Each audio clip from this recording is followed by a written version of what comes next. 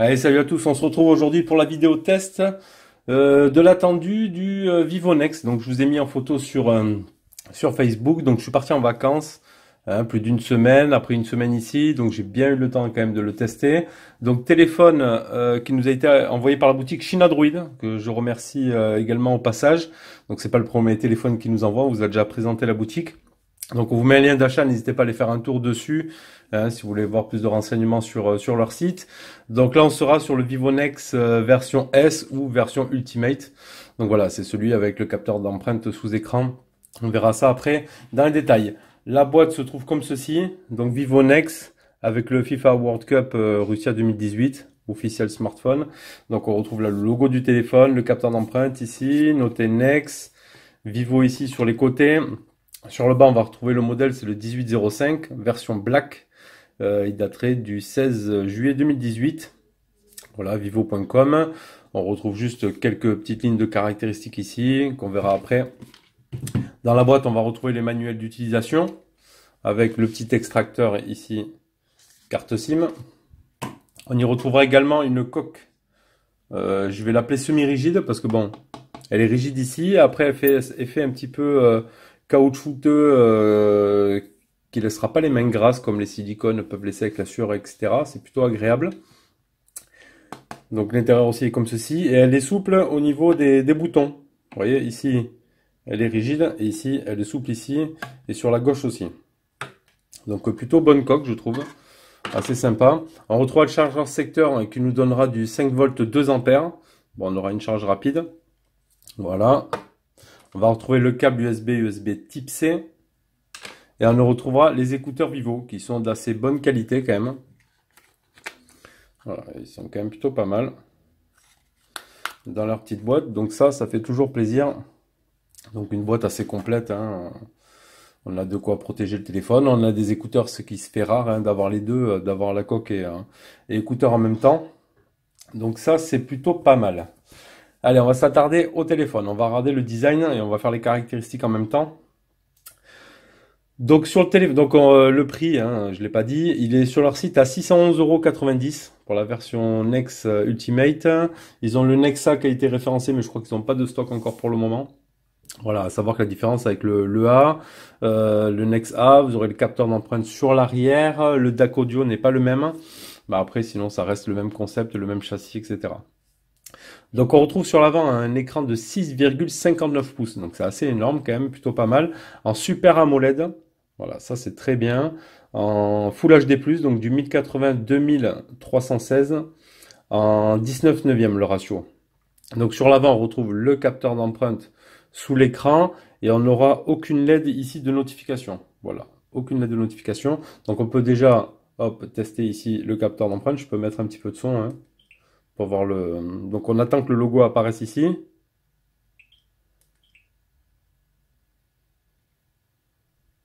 Donc c'est pas encore du 100%. Honnêtement, c'est pas tout à fait du 100%. On arrive à le faire déverrouiller assez vite quand même par moment. Hop. Donc ça fonctionne, pas besoin d'appuyer fort. Ça marche. Donc après sur le devant, c'est tout ce qu'on va retrouver. On aura une légère petite bande noire ici. Voilà. Sur le bas, on va y retrouver l'USB type C, le haut-parleur, le micro et le tiroir SIM qu'on va sortir ici. Et donc on y retrouvera 2 nano SIM. Voilà, il n'y a pas de carte SD. Bon, là on est sur du 128 Go, donc on est assez tranquille. Sur le côté gauche, on retrouve un bouton de raccourci. Hop. Qui a un effet un peu strié aussi là. Un peu antidérapant. Donc il nous servira pour l'assistant Google. Sur le haut, bon, l'appareil photo rétractable, pardon, ce qui fait le tout de ce téléphone, hein, l'innovation de ce téléphone. Le micro d'ambiance, le jack 3.5 qui est là, ça c'est plutôt bien. Le bouton power et volume plus moins sur la partie droite. Tant que j'étais sur la caméra avant, on est sur du 8 mégapixels. Celle-ci qui est rétractable, donc en ouverture 2.0. Sur la partie arrière, donc on a les doubles appareils photo. On sera sur du IMX 360 du Sony avec un de 12 mégapixels en ouverture 1.8 et l'autre de 5 mégapixels en ouverture 2.4. Voilà. Donc les caractéristiques après du Qualcomm 845 Snapdragon avec du 4 x 2,7 GHz en Cryo 385 Gold et 4 autres en 1,7 GHz en Cryo 385 Silver. Le GPU c'est de l'Adreno 630. Voilà, la carte SD ça on l'a vu. Il n'y a pas de reconnaissance faciale. La 4G de catégorie 16, donc vous aurez toutes les bandes. Il y a la 700, la 800, la 1800, la 2100, la 2600. Un Bluetooth 5.0 et une batterie de 4000. Voilà, après on aura des dimensions de 165 par 77 par 8 et il fait quand même 200 grammes. Donc par contre, bon, la prise en main il est bien, il n'est pas super large, mais il est quand même lourd. À la longue l'utilisation, il est quand même plutôt lourd. Bon voilà, après il a une grosse batterie, il a une super autonomie. Donc voilà. Ça c'est pour les lignes des caractéristiques. L'appareil photo, après on verra ça après. Un peu plus en détail, hein. Alors, on va aller regarder. Donc, les boutons seront sur l'écran. Moi, j'ai activé les gestes rapides. Voilà, vous pouvez mettre une barre de navigation. Donc, sur le côté gauche, ici, on aura le centre de contrôle, etc. Mais ça, on va le voir après. En ce qui concerne l'écran, bon, on est sur le Super AMOLED.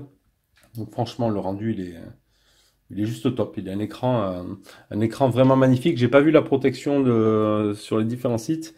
Bon, je pense quand même que c'est du Gorilla, mais je sais pas la catégorie. Voilà. Donc un écran du plus bel effet, une réactivité au top, hein, ça y a pas à dire. On va avoir des display testeurs. Hop. Donc dans les infos, 480 dpi. Hop. On va se mettre à fond. Bon, j'ai pas noté de fuite de couleur ou autre. Franchement, c'est un super écran, hein. Vous voyez là tout ce que ça prend. Bon, on aura juste ce bordure là.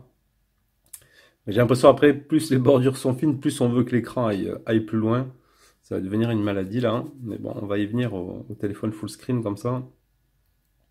Donc après, il a un beau rendu de couleur. Là, on voit bien les différences de gris. Le noir bien profond quand même.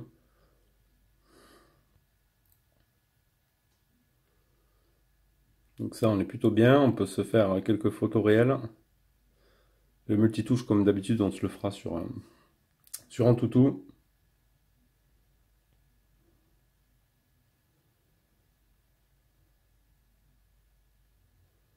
Après, on va se faire un petit tour de la version d'Android et de cette version de FunTouch. Donc, on est sur le... Attendez, on va aller voir ça. Donc, dans le paramètres. Bon, déjà, la ROM, je vous ai dit. Ici, les raccourcis. On peut ajouter aussi ces animations. Voilà. Hop, quand on revient, l'icône. Voilà, ici, il bouge. On peut ajouter ou non, les activer ou non, ces applications. Ces animations, du moins. Donc, on slide, on reste appuyé. Ça va être comme l'iPhone, hein. On a tout le multitâche ici. Sur la gauche, on a le centre de contrôle. Bon, il y en a qui aiment pas ces ROM-là, qui disent que bon, c'est copié aussi un peu à Apple ou quoi. Bon, honnêtement, je kiffe. Moi, j'aime bien l'utilisation de cette ROM. Moi, j'aime bien ces ROM-là, comme MIUI, etc., qui sont assez complètes avec plein de choses comme ça. Moi, je kiffe. Donc ça, le côté gauche, ce sera pour le retour. Et ici en haut, on aura le centre de notification. Tout simplement. Alors, on va jeter un coup d'œil à les paramètres. Donc, on a le mode avion, la Wi-Fi, le réseau, les points d'accès, le Bluetooth. On peut activer ou non ici l'OTG directement. Voilà. La barre détail des notifications. On a plusieurs réglages, pourcentage de batterie, etc. Après, il y a plein de choses, hein. Navigation du système. Donc, j'ai mis les gestures où on peut mettre les touches. Voilà.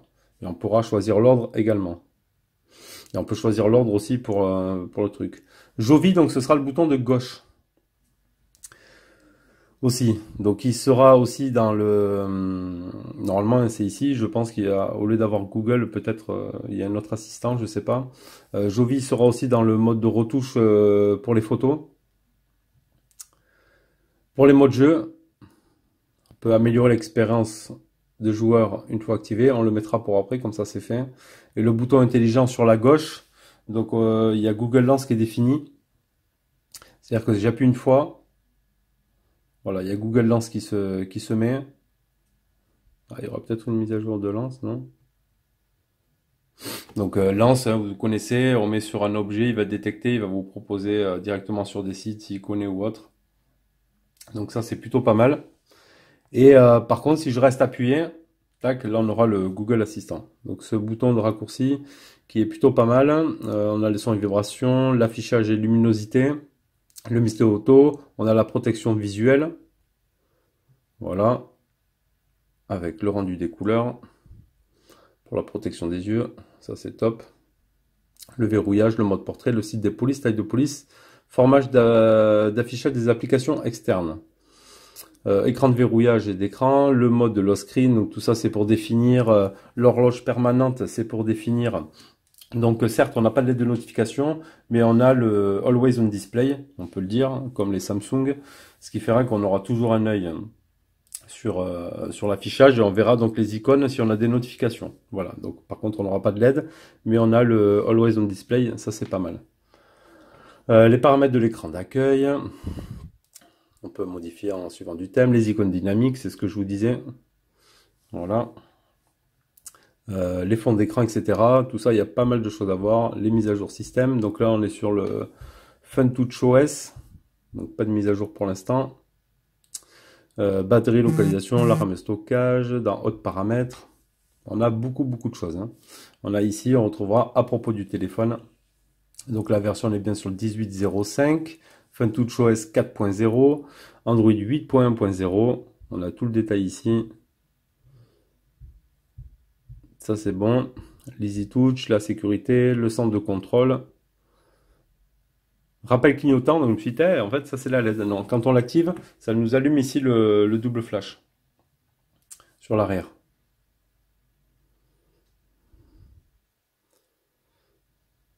Voilà, autres paramètres, compte, Vivo, etc., etc. Il y a beaucoup de choses. Mouvement intelligent, le mode d'une seule main, les captures d'écran, les clones, etc. Dans la ROM, on a également donc le gestionnaire. Il y a la possibilité, pardon, de mettre des thèmes, police, etc. Donc ça, c'est plutôt chouette. C'est comme chez Xiaomi. Donc après, on a l'application musique. On a également la météo. Donc on rentre le nom de la ville, localisation automatique ou non. Ensuite, d'origine, on a le Vivo Store, l'EasyShare, Vivocom, le Cloud, le eManager, donc pour nettoyer nettoyage de l'espace du téléphone, la recherche de virus, les gestions des autorisations, etc. Donc ça, c'est plutôt complet. Dans les outils, on retrouvera les notes, la calculette, l'enregistreur, boussole, le feedback, l'horloge pour le réveil, contact navigateur, calendrier, internet. Voilà, donc c'est quand même assez complet la ROM. Un autre truc que je voulais vous montrer, donc dans autres paramètres, quand on va dans applications, paramètres par défaut, l'écran d'accueil ici, donc on a la possibilité de mettre le FunTouchOS Launcher ou le mode scène. Alors là c'est assez rigolo franchement. Le mode scène, ça se présente comme ça, on a le petit mouton qui se balade. Donc on a plusieurs pages. Donc ici on voit qu'on a un calendrier, si on tape dessus, ça nous donnera le calendrier. L'horloge, ça nous donnera pour le réveil, etc. Ici, on va cliquer sur le téléphone. Là, il n'y a rien. Ici, ça va être les messages. Le tiroir d'application sur le petit mouton. Ensuite, on se balade dans l'appartement. Le mouton arrive. Voilà, ici, on a Facebook. On a plein de choses. Après, on verra qu'on pourra modifier. Ici, ce sera la luminosité sur la lampe. Donc, franchement, c'est plutôt assez marrant. Je voulais vous le montrer. C'est plutôt sympa. Donc, on se balade ici. Ici, on aura la musique, etc. Voilà, ici on pourra se gérer des applications qu'on pourra bouger, mettre ici sur le tiroir. Voilà, on peut ouvrir ici le tiroir et les rajouter ici. Voilà, c'était quelque chose de plutôt marrant.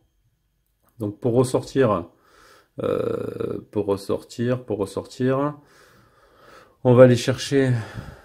Là, on va repartir dans paramètres, autres paramètres, applications. Paramètres d'application par défaut, écran d'accueil, on retourne sur FunTouch et tout est revenu dans l'ordre. Voilà, c'était assez intéressant de montrer ça. C'est plutôt sympa, ça fait un peu comme Smartisan où on peut choisir deux bureaux différents, soit un bureau avec le launcher d'origine ou un bureau un petit peu modifié. Voilà, ça peut être marrant de configurer ça sur ce Vivo. Une chose que j'ai oublié de vous montrer, c'est sur l'arrière. Donc là, on est sur la version noire, mais il a un effet bon qui va être très difficile à percevoir, surtout après si on l'utilise avec la coque. Donc je pense qu'il doit mieux rendre ce téléphone en rouge, ça doit être plus intéressant. que cette couleur. Parce que vous voyez, je vais allumer la... Hop, sur le côté, je m'allume la lampe poche et vous allez voir que voilà. Vous voyez ces effets en fait. Normalement, il fait cette couleur, ce rendu comme ça. Voilà, quand on le met plus au soleil, etc. Parce que sinon, si je fais comme ça, on voit rien. Vous voyez, ça fait noir. Petit point que j'ai oublié de vous montrer. Donc voilà, une ROM complète, vous l'avez compris. Bien fonctionnelle, moi j'aime bien. Il y en a qui aimeront et il y en a d'autres qui n'aimeront pas. Donc après, moi je trouve ça fluide et tout. Il n'y a pas de souci. L'OTG, on va voir, on va le mettre. Et je pense que voilà, comme on a vu qu'il y avait l'option OTG, elle va pas s'afficher ici. Elle s'affichera pas ici directement. On va aller ici, OTG, activer. Quand cette fonction est activée, le téléphone peut être connecté à une clé USB. Voilà, là, il a tout à fait détecté la clé. Donc il faudra activer ce mode-là. Hop. Donc ça, l'OTG, c'est bon. Donc les mises à jour OTA, oui. Mais pour l'instant, j'en ai pas eu. Le Play Store. On va aller voir les paramètres. Et l'appareil est certifié. Donc à ce niveau-là non plus. Pas de souci. Allez, on va aller regarder les benches directement, voir ce que ça a donné. Donc j'en ai fait une première capture. Je l'ai fait 2 fois. Donc 287 654, voilà, un très bon score avec ce Snap 845. On va aller voir ici. Voilà. 287 654, c'est ce que j'ai dit là? Ouais, c'est ça. Non, j'ai pas. En fait, j'ai pas fait le screen du premier, alors, le screenshot. Mais c'est ça, on est sur le bon score. Mon appareil, on va aller se faire le multitouche. Juste là.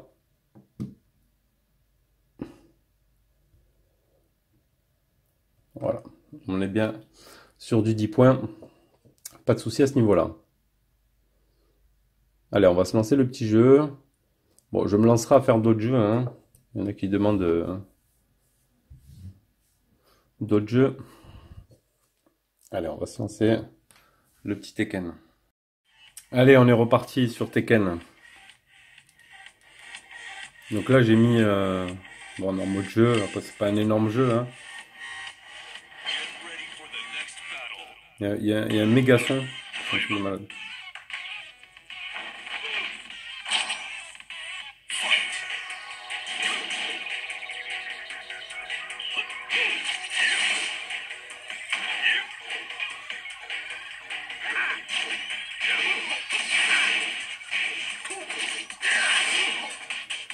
Ça devient de plus en plus dur, hein.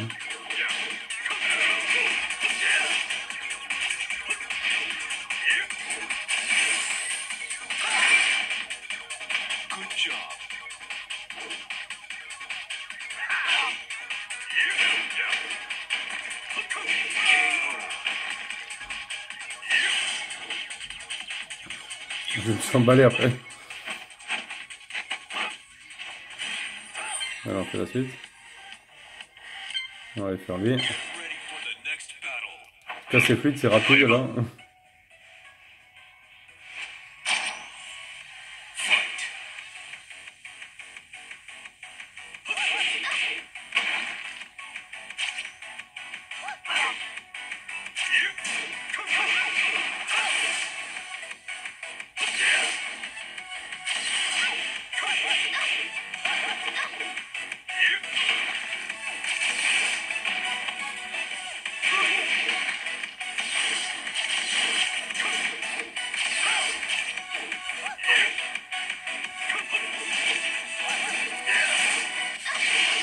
Ah putain.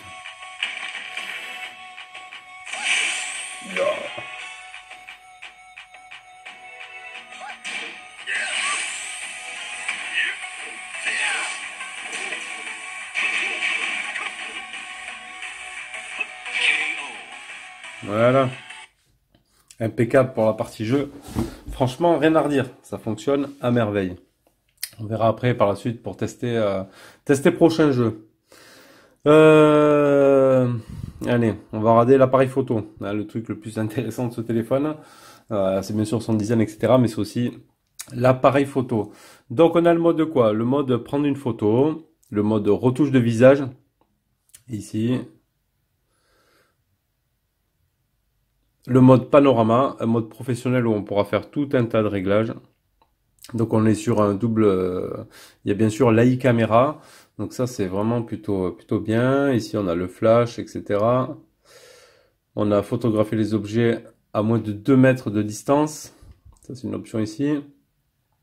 Ensuite le live photo, dans les paramètres, on retrouvera ici donc le mode 4 tiers, 19,3 neuvième, 16 neuvième ou 1,1. Toucher voix ou pomme pour prendre une photo, le filigrane du modèle et de l'heure, l'emplacement, le son, etc. Ligne de cadrage. Donc ça c'est plutôt pas mal. On a le mode vidéo, le selfie adorable. J'ai mis quelques photos sur Facebook. C'est pour ajouter des comment dire, voilà, le petit lapinou comme ça, etc. Donc ça c'est plutôt sympa. Donc on va aller sur prendre une photo. Donc voilà, ce qui fait le tout de ce téléphone, vous l'avez compris, c'est ça. C'est la caméra ici. Hop, on va essayer de faire le point comme ça. Donc on peut changer aussi le bruit. On voit ici une petite LED clignotée, ça va être le capteur de proximité bien sûr. Voilà. Donc c'est pas évident à montrer comme ça. Donc il y a une sécurité aussi à savoir dessus, c'est que si j'appuie par inadvertance, etc., ça va redescendre. Donc c'est quand même assez costaud. Le système dedans, donc il y a un système de ressort avec ici comme une vis sans fin qui va tourner pour monter et descendre le mécanisme. Donc si on appuie comme ça par erreur, paf, il va redescendre automatiquement. Donc ça a l'air quand même assez costaud. Après on verra bien sûr dans le temps ce que ça vaut, hein, ce type de système comme l'Oppo Find X. Je pense que ça c'est peut-être plus costaud que sur l'Oppo Find X. À voir, peut-être que je me trompe.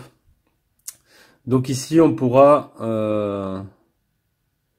alors c'est où ils avaient dit qu'on changeait le son, emplacement, son d'émergence de la caméra.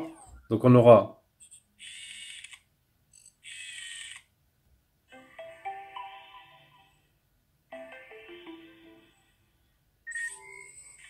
et si je mets sur silencieux, comme ça on va réellement entendre le son du mécanisme.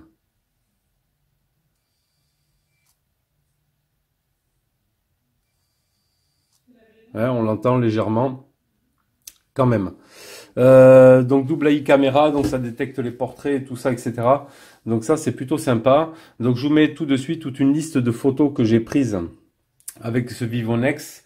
C'est vrai qu'à faible luminosité, il a un petit peu de mal. Mais sinon, honnêtement, bon après voilà, toujours pareil, pour 600, normalement, il devrait être quand même vraiment excellent.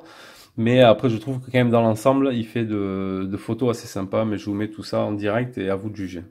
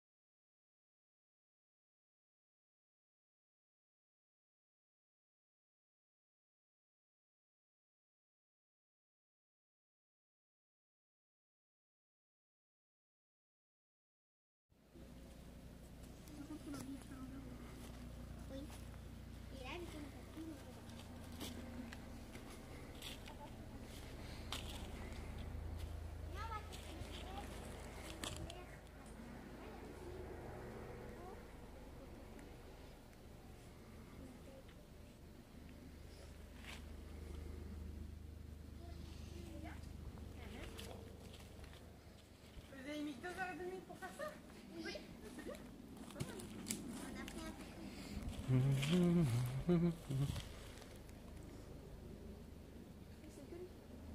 Oui. Tu peux m'aider à en mettre dessus?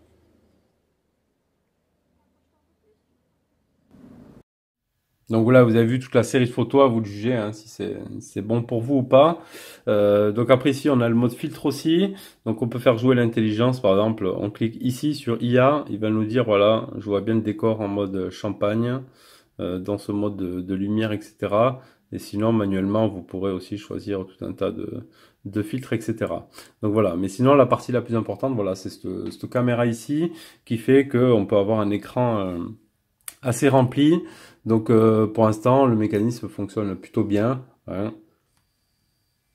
Voilà. Ça fait un petit bruit, hein, vous voyez, si vous mettez pas le son pour cacher ça, ça fait un petit bruit. Allez, on va continuer la suite avec mes captures d'écran pour... c'est lequel? Là, le premier. Pour ce qui concerne le GPS, donc premier fixe 1 seconde, vraiment très bien. 26 satellites, 16 utilisés. 24 et 13 pour le deuxième. Hop. Et un Maps qui fonctionne vraiment à merveille. Là-dessus, il n'y a aucun problème sur ça. Alors, on va parler de l'audio et l'audio vidéo. Donc, qualité de l'écoute. Voilà, ce sera le point faible. C'est comme le mix, hein, c'est le système la piezoélectrique, c'est le son par vibration dans l'écran. Sur le mix première génération, je trouvais qu'il était plus fort. Ouais, ça faisait un peu effet haut-parleur. On avait l'impression que tout le monde nous entendait autour de nous. Là, il est moins fort et pour le coup, je suis souvent avec Seb au téléphone et je le fais répéter quand même des fois à plusieurs reprises parce il suffit qu'il y ait un peu trop de bruit autour de nous. C'est pas top, hein, franchement. Après, peut-être avec la place qui restait ici, là, ils auraient pu intégrer le haut-parleur de tête ici, ça aurait été top. Parce que voilà, pour moi, là, c'est un petit point faible. C'est l'écoute en communication. Après, le micro, rien à dire. Tout ça, ça fonctionne vraiment à merveille. Maintenant, on va écouter la partie son du haut-parleur, qui est intéressante parce qu'il y a un DAC audio. J'ai fait des recherches un petit peu pour voir parce que les sites n'en parlent pas. Ce serait un DAC audio de modèle Cirrus Logic, le CS43199. Voilà, donc il a qu'un DAC. Il y a les LG qui ont des DAC audio et des téléphones qui en ont 4 de chez LG, 4 DAC audio dans le téléphone. Bon, là, il y en a déjà un, c'est plutôt pas mal et on sent vraiment qu'il y a du son. Donc on va y aller, on va écouter ça. On va se mettre quoi? On peut se mettre ça, voir. À chaque fois, j'appuie.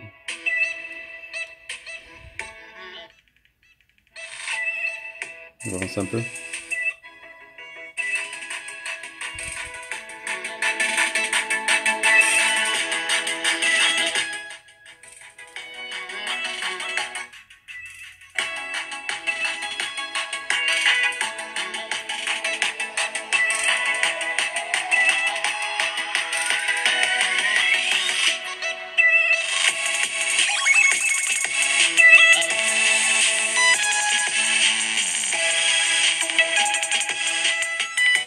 Vraiment, ça crache. Hein. On va essayer la deuxième, voir.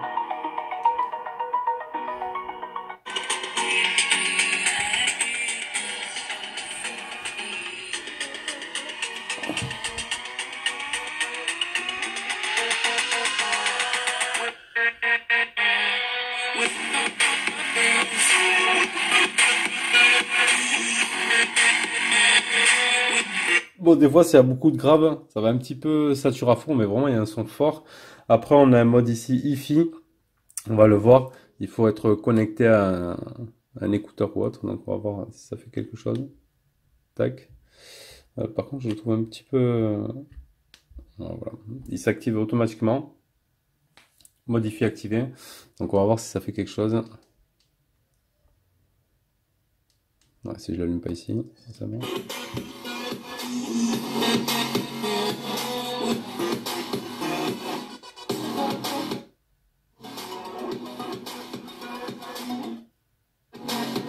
Ouais, c'est largement plus fort, ça fait un peu comme le Dolby Atmos, on va dire, hein, on va équivaut ça.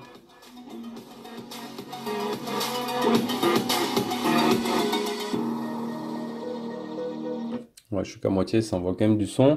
Donc le mode Hi-Fi qui fonctionnera donc avec les écouteurs fournis ou d'autres écouteurs, un casque et une enceinte, tout ce qui sera connecté en jack 3.5.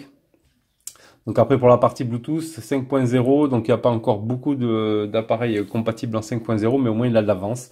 Voilà, il aura le mérite d'avoir déjà le 5.0 pour les futurs appareils à venir. Donc pour la partie son, franchement, rien à dire. Avec le DAC audio, c'est vraiment le top. Allez, on va se regarder un petit peu YouTube pour voir les formats plein écran. Alors après, sinon, j'ai mis une vidéo aussi là qu'on peut se remettre, hein. Il y en a qui kiffent la Defcon, etc. C'est juste pour voir la partie écran. Je suis en plein écran. Juste pour voir ce que ça donne en full écran. C'est vraiment le top, hein. Là, pour mater un film, etc. On est vraiment bon. Des belles couleurs, tout ça. Moi, je mets ça parce que c'est vraiment coloré et tout. Ça va pas.